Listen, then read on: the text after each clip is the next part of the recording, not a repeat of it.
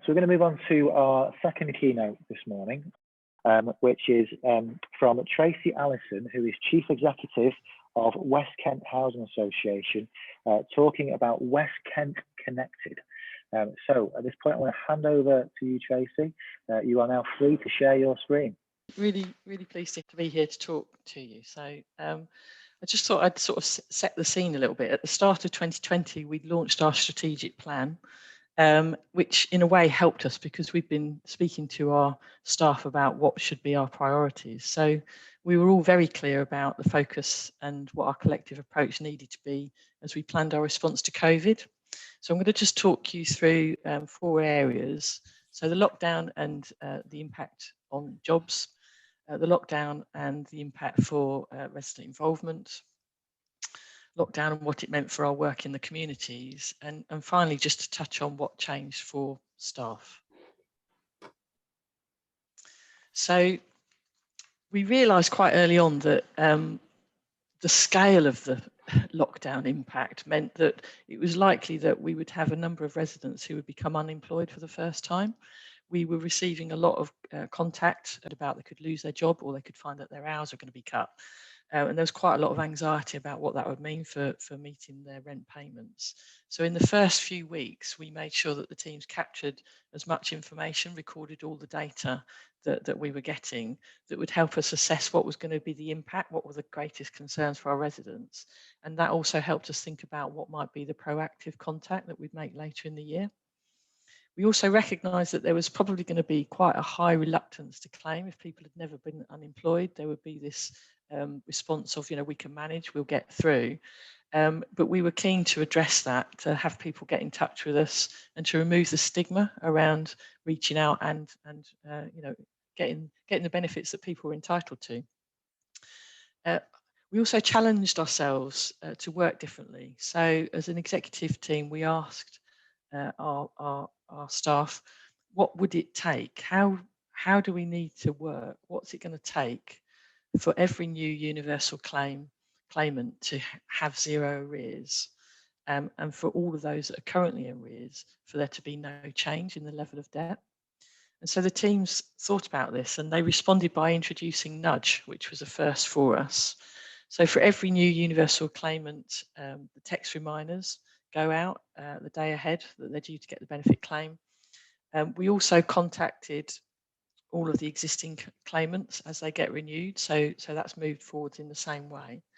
And we introduced sort of an email cycle now for all of those who are currently in arrears.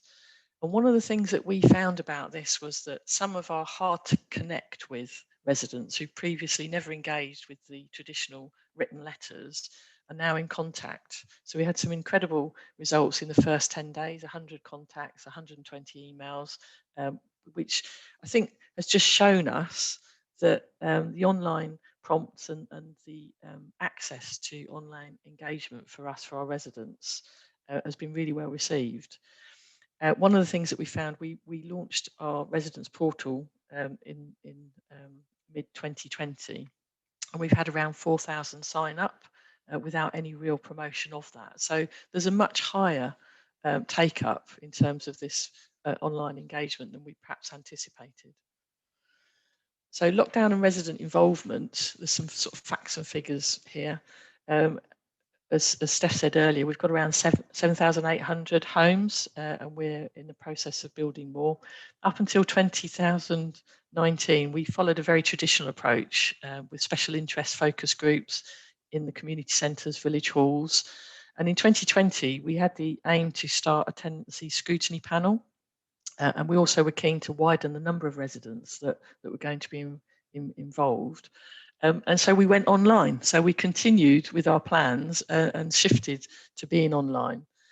So what we've learnt from that is that actually residents have found it much easier to be involved with these opportunities through being online. They don't have to find the time to travel.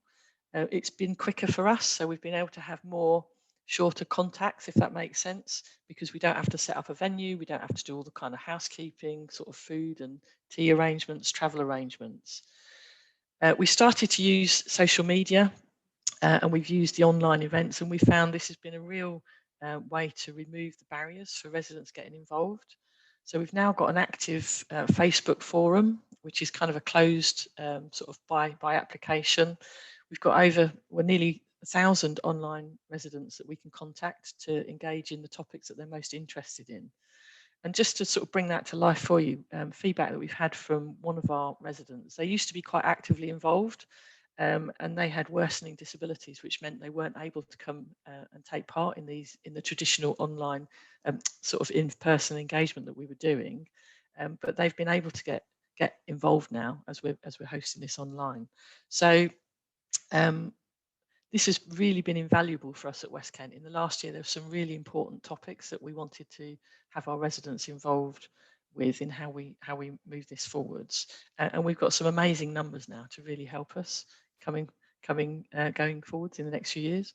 So we also moved into social media in quite a big way for us. At the start, this was very much around communicating with our residents so that they got updates as quickly as possible. I mean, at the start of the COVID lockdown, the impact on our services and how we were going to work was quite uncertain. So we used this as a very quick way to reach out, keep them informed about how our services were changing.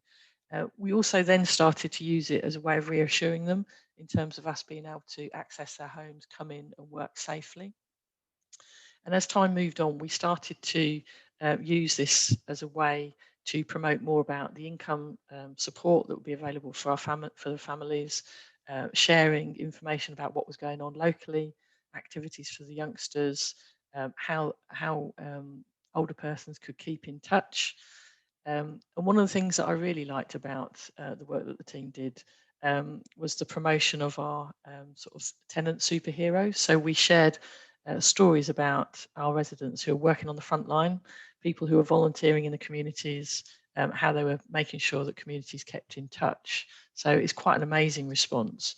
And for those of you who love this kind of stuff in terms of facts and figures, our Facebook following increased by 50% in the year. So we've got over 1,500 involved now. We doubled our Instagram following, which is up to nearly 900. We've got a much more active sort of account on LinkedIn which is kind of from a standing start. We've got up to about 1,100 followers now, and the engagement rate in terms of the content, we're getting it around 28%, which I think is a real credit to the team in terms of the tone and the stories that we're telling. It's hitting the audiences, which is really good. So the third area that we use digital solutions was very much around working in our communities.